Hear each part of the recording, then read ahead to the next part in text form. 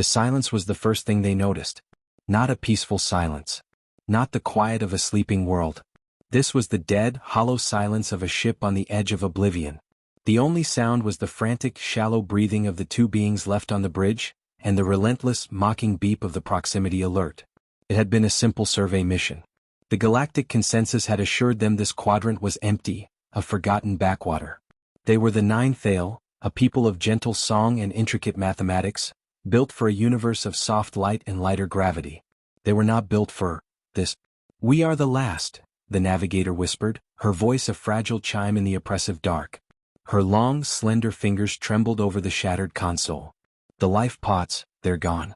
All of them." The captain leaned heavily against his command throne, a deep, resonant hum of despair vibrating from his core. He watched the main viewer where the monstrous, ringed gas giant they tried to skim for fuel filled the entire screen. It was a beautiful, hungry thing. Its gravitational pull had been a trap, a fist closing around their delicate vessel. Now their engines were dead, their hull was buckling, and the air was getting thin. "The signal," the captain said, his voice strained. "Is it still broadcasting?" "The SOS. Yes."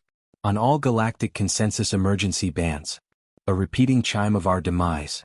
The navigator's frills, usually a vibrant display of emotion, were clamped tight against her skull in fear. "But the nearest consensus outpost is 3 cycles away. We have hours. Maybe less." They had done everything by the book. They were a civilized species in a civilized universe. You sent a distress call and help came. It was the one rule everyone followed. "Until now, Captain. I'm picking up a new signal." The navigator's voice was laced with confusion. It's an answer." A wave of pure, unadulterated relief washed over the captain. "The consensus? They had a patrol nearby." "No, Captain. It's not a consensus signature. The transponder code, it's unregistered. And the vector, it's not coming from the core systems. It's coming from in there." She pointed a trembling finger at the viewer, at the swirling, violent storms of the gas giant. "Impossible. Nothing could live in that maelstrom. Nothing sane would even try." On the screen, a new contact resolved. It was an angular, brutalist wedge of metal, scarred and pitted as if it had been sandblasted by 1,000 meteor showers. It didn't glide, it buelled its way through the upper atmosphere, flames licking its hull from the sheer friction of its passage. It was the ugliest, most terrifying, most beautiful thing the 29 Thale had ever seen. A new communication channel screeched to life, all static and raw, unfiltered data. A voice came through. It was gruff, layered with a background rumble of immense power, and spoke in broken, heavily accented consensus tradespeak. "Unidentified vessel. We read your SOS." The word was spoken strangely, as if the speaker was tasting it for the first time. "State nature of emergency." The captain fumbled for the comm. "We are the 9 Thale survey ship Starlight's Grace. We are caught in the gravity well of the giant. Our structural integrity is failing. Please, can you assist?" There was a pause, filled only with the crackle of static and the deep, thrumming idle of the other ship's engines.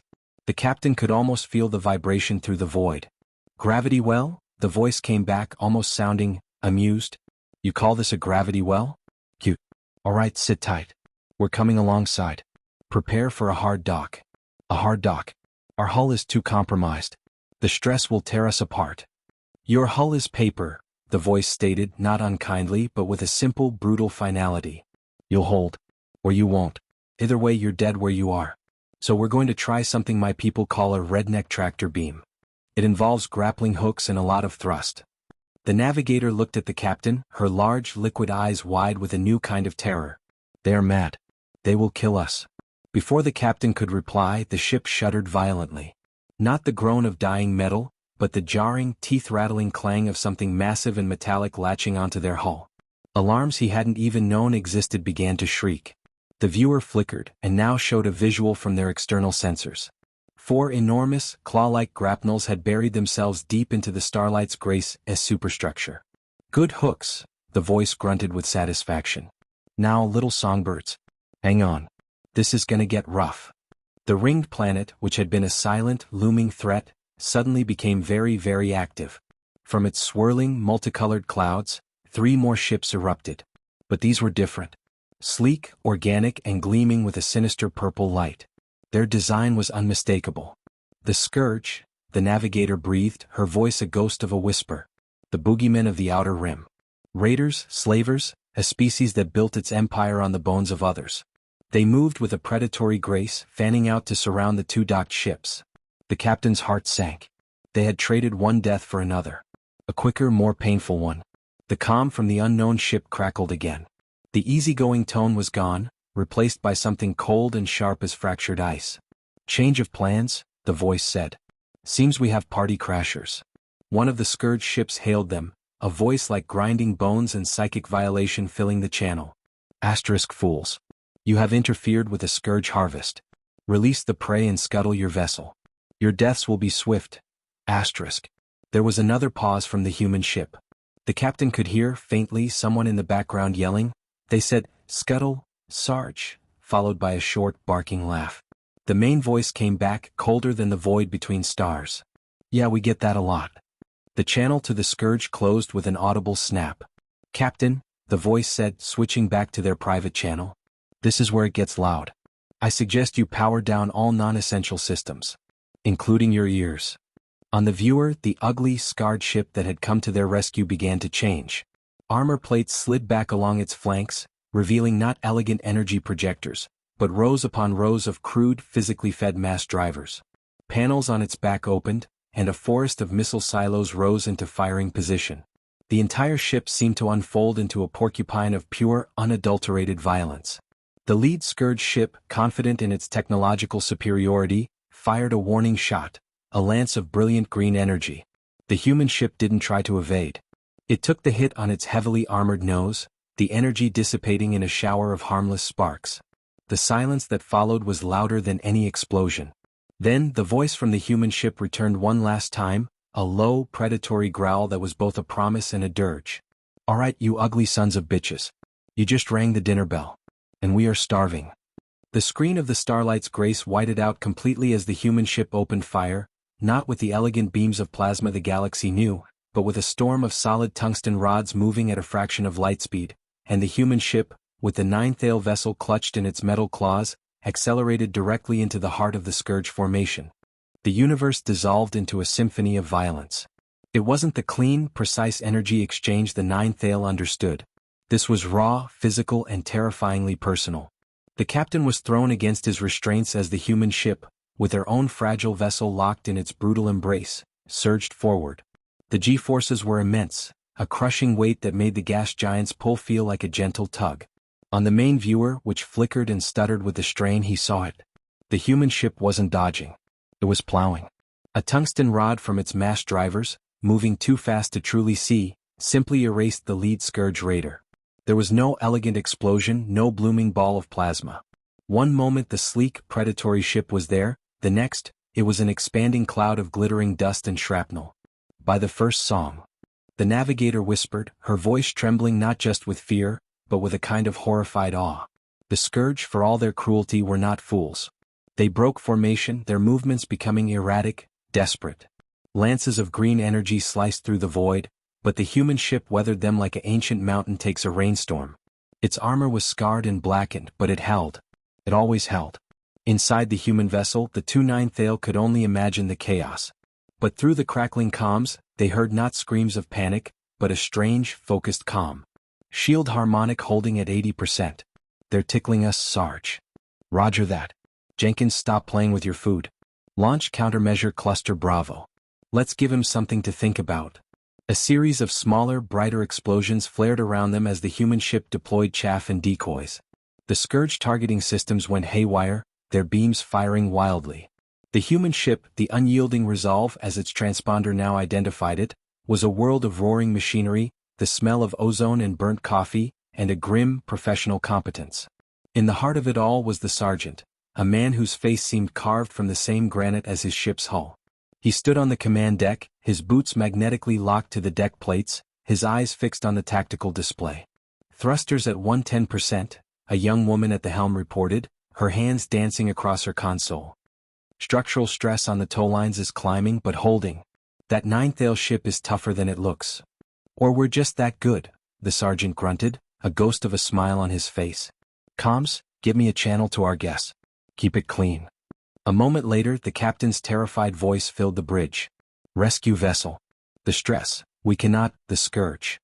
Breathe, Captain. The sergeant's voice was a low, steady rumble, a stark contrast to the chaos outside. You're not dead yet. My engineer says your ship's got a spine. We'll hold. As for them? He watched another Scourge raider vanish from the screen. They're finding out why we don't get many visitors in our neighborhood. The neighborhood. That was the first clue. The ninth Ale captain, his mind reeling, tried to process it. The signal had come from within the gas giant's sphere of influence. No one lived in such places. The galactic consensus cataloged worlds on a scale of habitability. Garden worlds were Tier 1. Barren rocks and ice giants were Tier 4 or 5. The humans, it seemed, came from a world off the scale entirely. The navigator, her analytical mind fighting through the terror, pulled up the fragmented data from the initial SOS response. The signal origin. The environmental readings. The background radiation. Her frills flared in shock. Captain, she said, her voice hushed. Their point of origin. The atmospheric composition, the gravity, the radiation levels. It's a Class 12 death world. The term hung in the air, colder than space. A death world. A label for planets so vicious, so actively hostile to life, that the consensus considered them uninhabitable. Planets with hyperpredators, tectonic instability, and stellar radiation so intense it should have sterilized the surface. To the ninth Ale, it was a scientific curiosity. A place to be studied from a very, very safe distance.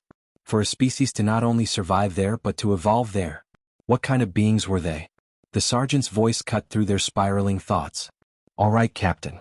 We've cleared some breathing room. But the big one's hanging back. Probably their command ship. They're smarter than they look. On the viewer, the last remaining Scourge vessel, a larger, cruiser-class ship, had stopped its attack run. It was holding position just outside the gas giant's upper atmosphere, a silent, menacing shadow. Why do they hesitate? The captain asked. A new voice came over the comm, younger, laced with a nervous energy. They're scanning us, sir. Probing for weaknesses. They've never seen anything like the Resolve before. Their tech can't get a clean read on our systems. We're messy. The sergeant chuckled. They're used to fighting porcelain dolls. We're a sledgehammer. Confuses the hell out of them. But the confidence in his voice didn't quite reach his eyes. He watched the Scourge cruiser on the tactical plot. It wasn't running. It was recalculating. And that made it dangerous. He knew their kind. Bullies who relied on overwhelming force. When that failed, they either fled or got nasty.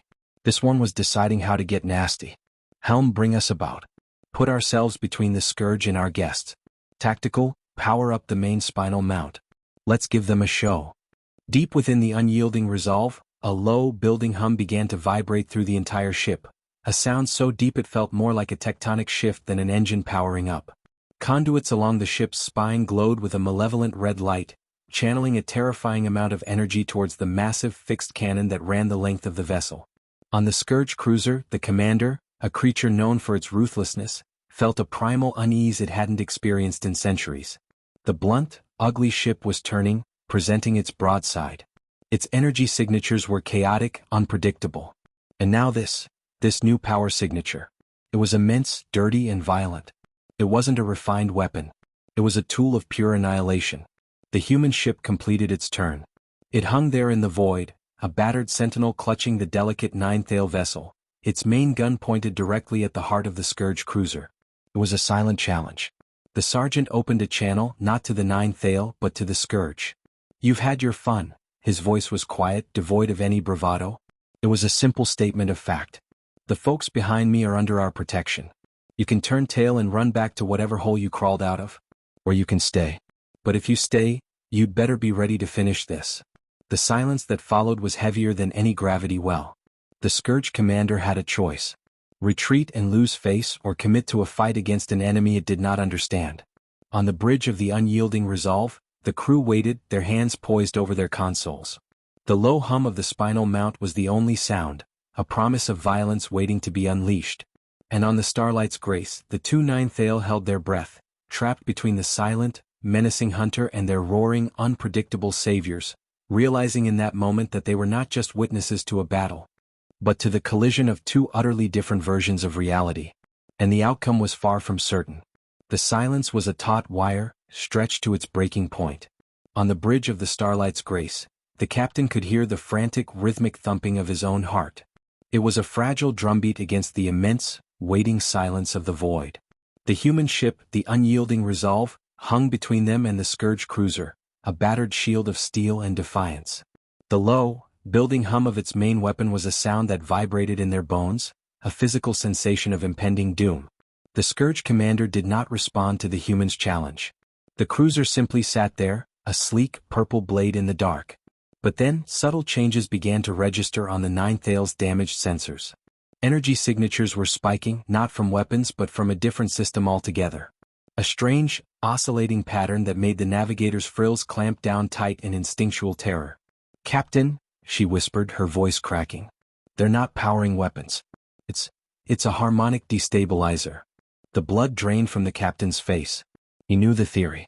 A weapon banned by the galactic consensus for its sheer cruelty. It didn't break a ship. It didn't pierce armor. It found the resonant frequency of a ship's molecular structure and amplified it.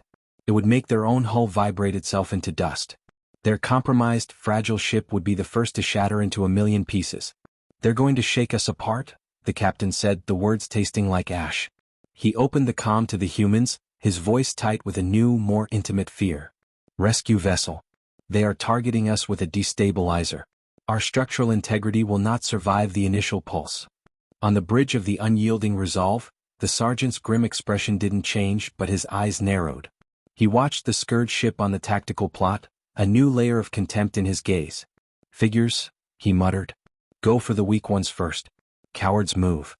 He turned to his crew, his voice rising above the hum of the spinal mount. "Helm full reverse thrust. Get us between them and the Ninetale tight. I want our hull kissing theirs. Tactical, recalculate firing solution. We're gonna have to punch through their emitter array before they get a full charge." The Resolve's engines roared, a deafening bellow in the vacuum. The ship reversed, its massive, scarred bulk sliding backwards with surprising agility until it pressed directly against the Starlight's grace. The Ninetale ship groaned in protest, the sound of metal screaming in agony. For a terrifying moment, the captain was sure they would be crushed. Then the groaning subsided, replaced by the deep, steady vibration of the human ship's hull against theirs. They were now hidden, shielded by the Resolve's own mass. "Brace for impact," the sergeant barked over the open channel. "This is gonna be loud." A visible wave, a distortion in the fabric of space itself, shot out from the Scourge cruiser. It wasn't light or energy as they knew it, but a ripple of pure, destructive sound. It hit the unyielding Resolve square on its broadside. The sound was indescribable. It was every earthquake, every avalanche, every shattering planet condensed into a single soul-rending moment. The Ninetale were thrown violently in their restraints. Consoles on their bridge exploded in showers of sparks, plunging sections into darkness. The main viewer died completely. They were blind, deaf, and trapped in a metal coffin that was being used as a gong. But when the wave passed, they were still alive. Their ship, though critically wounded, was in one piece. On the human ship, the situation was different. The Resolve had taken the hit head-on. Alarms blared. A fire suppression system engaged on the lower deck, filling a corridor with white, chemical foam. The lights flickered, and the deep hum of the spinal mount stuttered for a heart-stopping second. "Report," the sergeant yelled, his voice raw. "Shields are down. Port armor integrity at 40%. Destabilizer wave neutralized, but it rattled us good, Sarge. We've got minor hull breaches on decks 7 through 9. Containment fields are holding." The sergeant slammed a fist on his console. They had weathered the storm, but they were wounded. And the Scourge commander knew it. The cruiser began to move, sliding to the side, trying to get a clear line of sight around the Resolve to fire directly at the Ninetale. "They're maneuvering. They're going to flank us," the navigator cried out, her sensors barely functional. "Not on my watch," the sergeant growled. "Helm, match their movement. Keep us between them. Tactical, what's the status on the big stick?" "Spinal mount is back online and at 98% charge, Sergeant. We have a firing solution, but their flanking speed is making it a tricky shot. We might only get one chance." "Do it. The second you have a clean shot, you take it. Don't wait for my order." The unyielding Resolve and the Scourge cruiser began a deadly slow-motion dance in the shadow of the gas giant. The human ship, burdened by its charge, was slower, less agile. It was a bull trying to protect a fawn from a circling wolf. The Scourge ship fired its conventional weapons, green energy beams slicing into the Resolve's already damaged port side. Each impact was a hammer blow, shaking both human and nine-tail vessels. Inside the Resolve, the crew fought with a desperate, grim determination. They were no longer just rescuers, they were brawlers in a back-alley fight, and they were bleeding. Port thrusters are failing. We're losing maneuverability. Just give me a few more seconds, the tactical officer shouted, her hands flying across her console, her face lit by the hellish glow of the targeting display.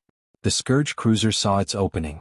With the Resolve's thrusters damaged, it couldn't turn fast enough. The cruiser slid around, its prow now pointing directly at the exposed flank of the Starlight's Grace. The purple glow of its primary energy weapon began to build, a final executioner's light. The nine-tail captain closed his eyes. This was it. There was no more shield.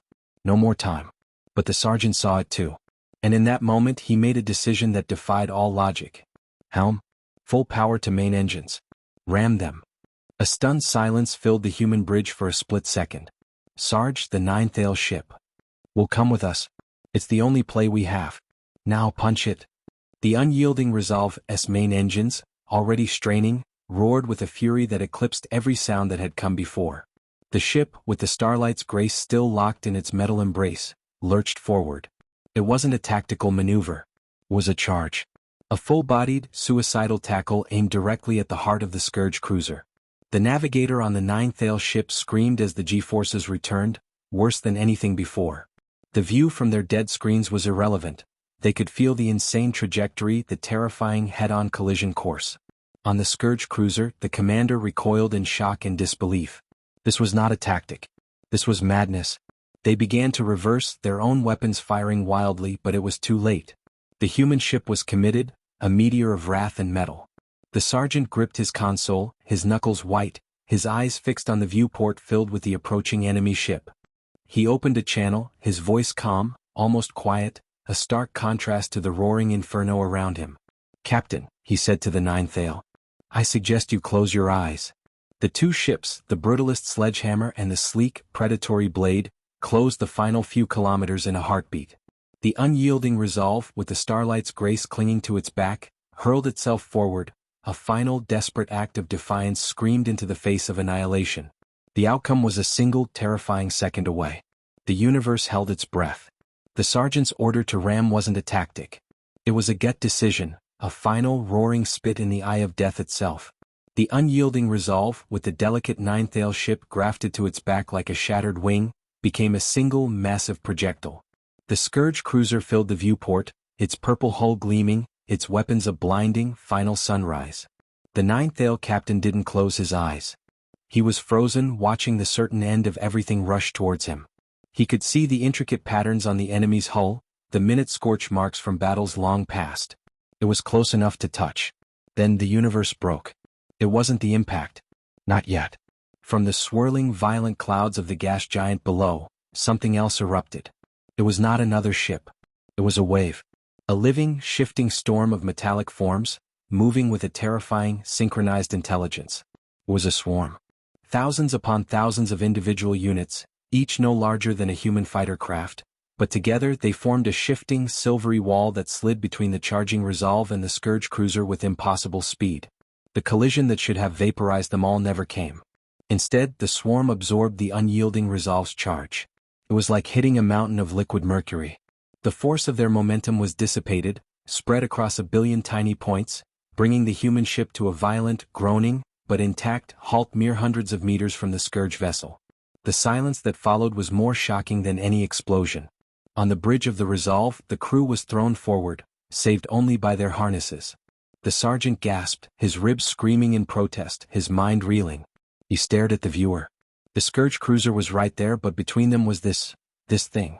The swarm shifted, individual units realigning, their surfaces reflecting the stunned faces of both human and Scourge. "What in the seven hells is that?" the helmsman whispered, her voice trembling. Before anyone could answer, a new signal pierced the comms. It was clean, digital, and utterly devoid of emotion. A voice, synthesized and calm, spoke in perfect consensus tradespeak. "Unregistered vessel unyielding Resolve. Scourge vessel Payne's promise. Cease hostilities. You have violated a quarantine zone." A quarantine zone. The term landed in the silence like a stone. The sergeant's blood ran cold. The galactic consensus only issued quarantines for two things: Catastrophic plagues or? Identify yourself, the sergeant demanded, his voice rough. We are the custodians, the voice replied, the swarm shifting slightly as if in unison with the words. This system is under protection. The life form you carry is designated a Class 12 biohazard. You will stand down and prepare for sterilization. Biohazard. The words echoed. The sergeant's eyes darted to the tactical display, to the image of the 9th Ale ship still locked in their embrace. They weren't talking about the Scourge. They were talking about them. The humans. The Scourge commander, sensing a shift, saw an opportunity. It hailed the custodians. Custodians? We were unaware of the quarantine. We were merely pursuing prey that fled into this system. We will depart immediately and leave you to your cleansing. Betrayal. Clean and simple. The Scourge were going to run, leaving the humans to face this new, unimaginable threat alone. The synthesized voice responded, chilling in its impartiality. Scourge vessel Payne's promise. You have scanned the biohazard. You have been exposed. You are also a containment risk. You will not depart. The Scourge cruiser, which had begun to turn, froze. The tables had turned completely. They were no longer the hunters. They were just another piece of prey in a much larger, more terrifying game. The sergeant felt the world narrow. The Scourge were one thing. They were an enemy you could shoot, an ideology you could understand. This was different. This was a force of nature. A cold, unfeeling protocol that saw his crew, his ship, his very species as nothing more than an infection to be wiped clean. He looked around his bridge. At his helmsman, her face pale but her hands steady on the console. At his tactical officer, her jaw set, her eyes still searching for a target that didn't exist. They were Deathworlders. They were the toughest, most resilient thing the galaxy had ever thrown at this universe. And they had just been declared a virus. He opened the channel back to the 9th Ale. The captain's face was on the screen, a mask of pure, uncomprehending terror. Captain, the sergeant said, his voice low and deadly serious. You hearing this? A biohazard? But, you saved us. Doesn't seem to matter, the sergeant replied, his eyes fixed on the shifting, silvery wall of the swarm. They've lumped us all together. You, me, even the Scourge. We're all just a mess to be cleaned up. He took a deep breath, the air tasting of ozone and fear. The spinal mount was still charged. The Scourge were still there. And now, a godlike swarm that could stop a battleship's charge with a thought had them all in a cage. So here's the new situation, he said, his voice dropping to a gravelly whisper, meant only for the captain. We're no longer fighting for a rescue. We're fighting for our right to exist. And I don't know about you, but I'm not much for being sterilized. He closed the channel and turned to his crew. Every eye was on him. The hum of the spinal mount was the only sound, a question waiting for an answer. Tactical, he said, his voice calm, but with a fire igniting behind his eyes. New target. Find me the heart of that swarm. The silence on the bridge of the unyielding resolve was heavier than any gravity well. They were trapped between three enemies, the wounded but still deadly Scourge, the incomprehensible custodian swarm, and the cold, unchangeable verdict of the galaxy itself. They were a disease. And diseases were to be eradicated. The sergeant stared at the shifting, silvery wall, his mind racing. You couldn't fight a swarm. It had no bridge to target, no engine to disable. It was a distributed intelligence, a hive. Attacking one part would be like trying to drain an ocean with a cup.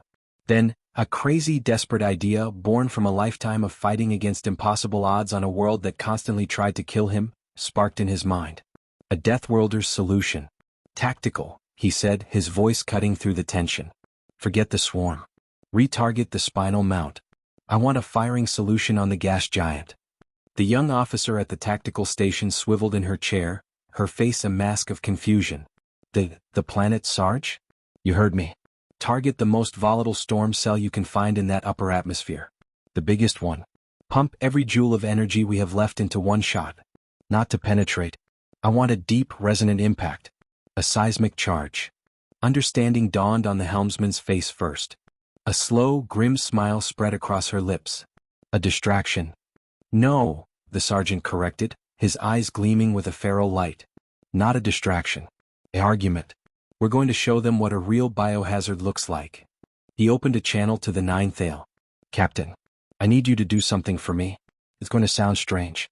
I need you to broadcast everything you have. Your SOS, your scientific data, your ship's logs, especially the logs of our first contact. Broadcast it all. Not on a focus channel. A wide-band omnidirectional shriek. A shout into the dark.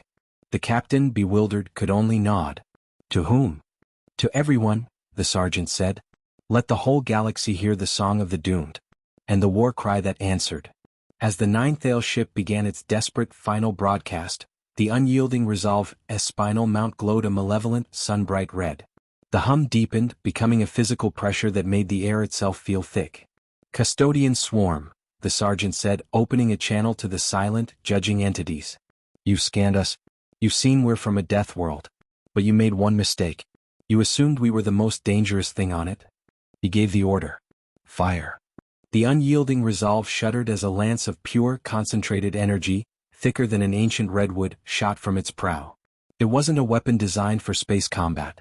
It was a mining laser, a planet cracker repurposed for war.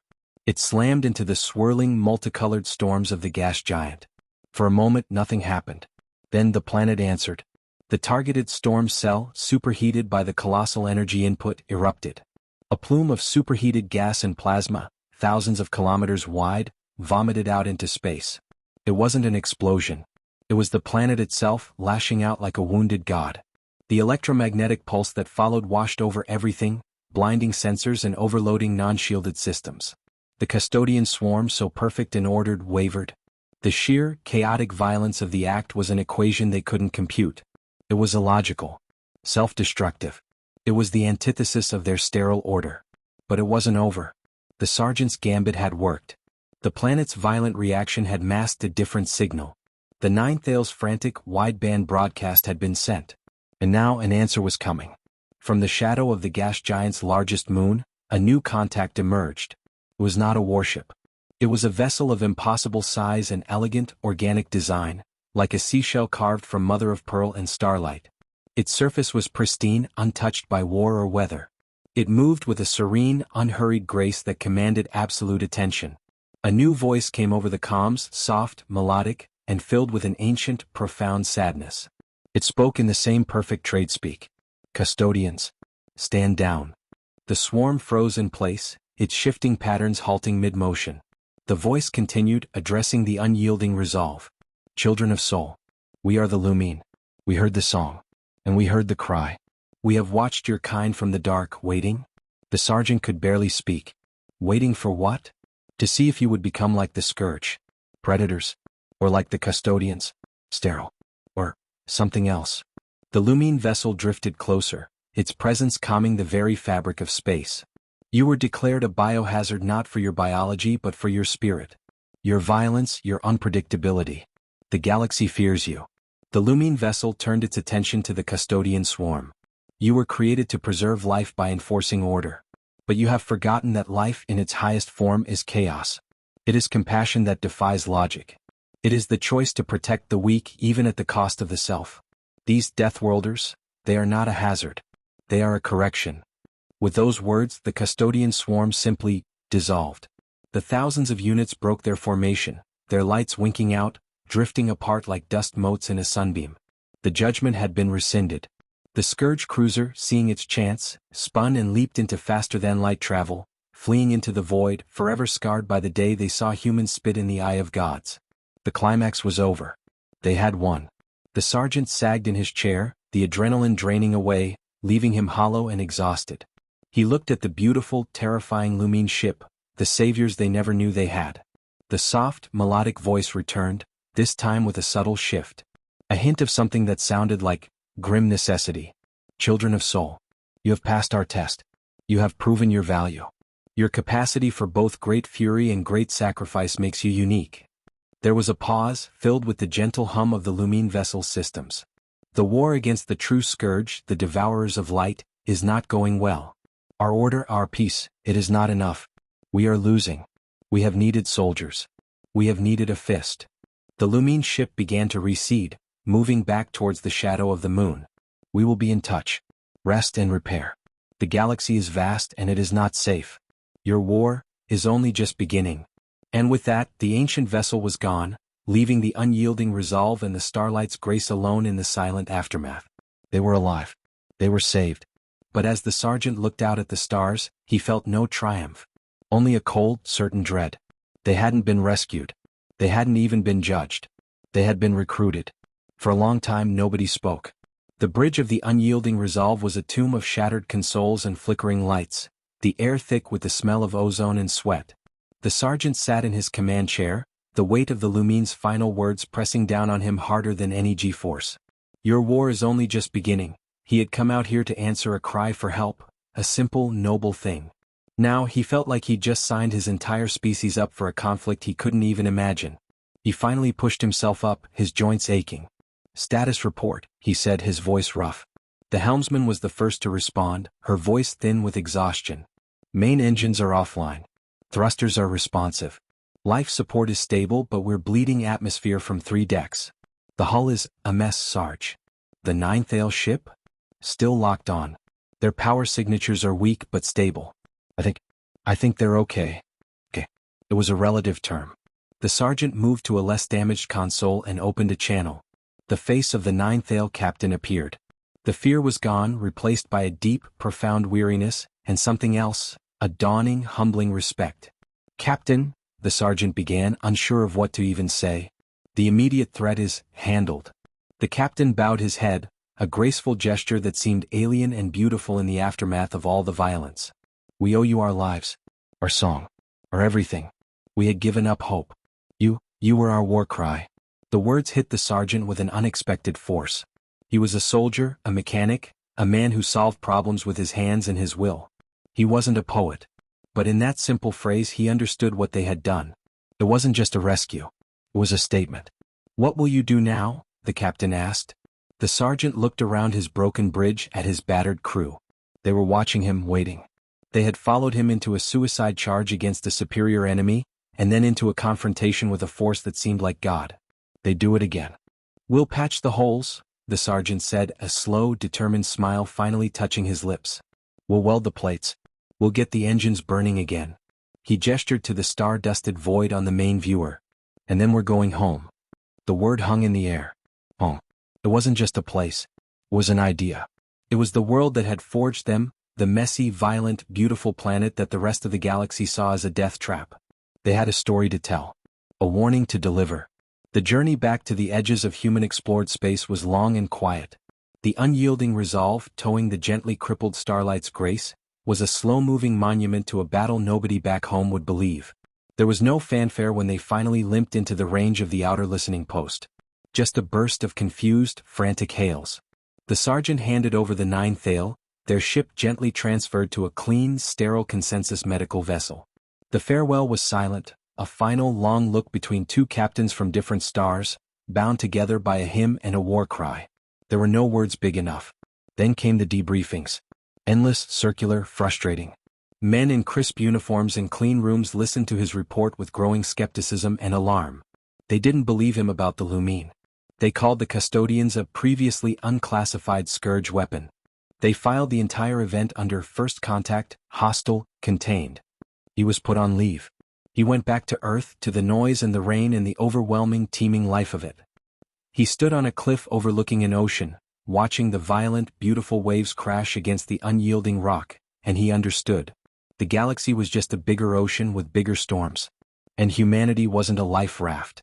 It was another cliff, another force of nature. Weeks later, a plain, unmarked data slate was delivered to his doorstep. There was no return address. When he activated it, a single line of text appeared, along with a set of complex stellar coordinates. Asterisk, the Devourers are coming. Will you be ready? Asterisk. It wasn't a question from the Lumine. It was a question for himself. For all of them. He didn't report it to the men in the crisp uniforms. They wouldn't have understood. They lived in a galaxy of rules and classifications. He had seen what lived in the dark. Instead, he went back to the shipyards where the unyielding resolve was being rebuilt, stronger than before. His crew was already there, every last one of them. They didn't ask questions. They just started working. The galaxy had sent an SOS, and the Deathworlders had answered. They had learned that they were both feared and needed. They had learned that their compassion was their strength, and their fury was a tool. And as the sergeant watched new armor plates being welded onto his ship's hull, he knew the answer to the question on the slate. They would be ready. Not to conquer. Not to rule. But to stand. To be the shield for the gentle, and the war cry for the silent. Their story wasn't over. It was just the first verse.